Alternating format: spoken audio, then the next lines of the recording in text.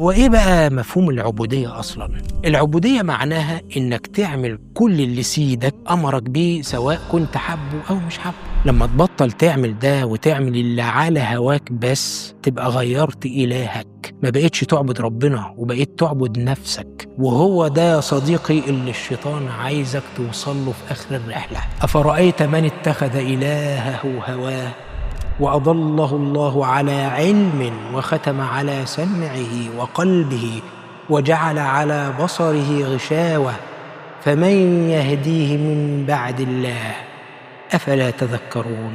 ده الهدف النهائي اللي كان الشيطان عايزك توصل له أصلا، بس ما بدأش معاك من عنده، بدأ من بعيد قوي وفضل ماشي معاك خطوة خطوة بصبر ودأب لحد ما وصل لهدفه. دي شغلته وهو عنده وقت كبير قوي يعملها بإتقان. الشيطان ما بيطلعش معاش على 60 زينا، ده شغال بقاله آلاف السنين وهيفضل شغال آلاف السنين. علشان كده ربنا سبحانه وتعالى قال: ولا تتبعوا خطوات الشيطان إنه لكم عدو مبين.